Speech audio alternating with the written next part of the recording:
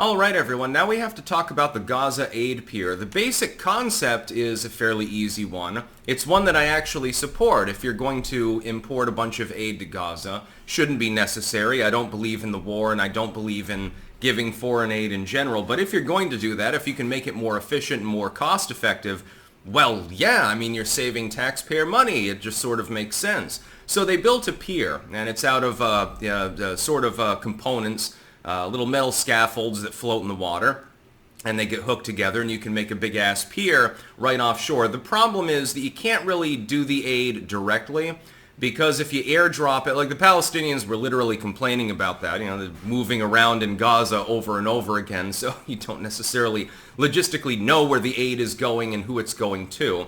That's problem number one. And problem number two, if you have like a bunch of aid on the actual Gaza Strip, people will raid it, and you've actually had live fire incidents. So you keep it a bit offshore so that so Hamas can't attack it, the Palestinians can't raid it, the IDF can't do anything about it because, of course, again, they're not actually going to sail their navy out to attack a U.S.-built pier. But the aid pier is not currently operative. They're repairing it because of rough seas, they say. And it's become a microcosmic joke, actually, about the Biden administration. We've heard so much, for example, about Biden's infrastructure deal. Trillions and trillions of dollars for, infrastructure, upgrading bridges, upgrading, well, everything but the border wall, basically. You've heard a lot about that. They can't even build a pier in order to offload aid and then ship it locally. They're not even physically capable of doing that. It's a microcosmic joke about the infrastructural goals of the Biden administration and its foreign policy, really, at large. They can't get anything right. Considering the debate last night, they're really doing well right now in the Biden administration. I'm sure that they're very, very optimistic, by the way, about their 24 election chances. I think otherwise. No, the Gaza aid pier isn't even functioning at the moment. It's been months. The original idea, I supported it. I made a video at the time when they announced that they were going to build this pier. I'm like, okay, that's actually a good idea. Finally, the Biden administration has done something that makes sense. You're going to reduce the amount of waste. You're going to reduce the amount of money that it costs to actually ship in aid to Palestine. And while I never supported the idea that aid should have to be given in the first place, and while I genuinely believe that things would not have popped off if Biden were president of the United States, like, if the West had a leader who wasn't a complete asterisk, I said, well, if you are going to have to send that aid to prevent 1 million people from being malnourished to the point of starvation, it does make sense to reduce the taxpayer's footprint. And so I agreed with the basic premise of building this pier. But they can't get it right. They're not even using it. It's impossible because it keeps having to be repaired over and over. It's literally a joke. It's a goddamn joke. It's another gaffe for the Biden administration. I have a feeling that if somebody competent were in office, they could build the pier and, at some point it would function. The Pentagon is literally launching an investigation into the building of this pier at this point. Link in the description, archived, of course. The fucking Pentagon is looking into it. When the Pentagon is worried about waste, when the Pentagon is worried about something being non-functional and wasting money, that's when you should be really goddamn concerned. Because they lose billions of dollars every single year. Sometimes it's much more than that. Even they're looking into it.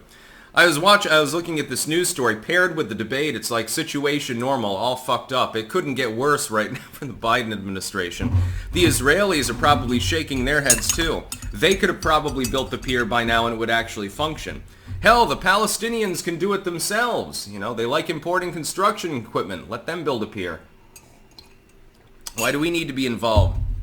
Tell them, hey, we'll give you plenty of aid, but, unfortunately our government is too stupid to float a bunch of pontoons platforms out here and nail them together. They don't know how to do it anymore. It's surprising. How do we even have a functioning navy at this point? If you can't float a pier, how can you float a boat? The United States lost 2 aircraft carriers today.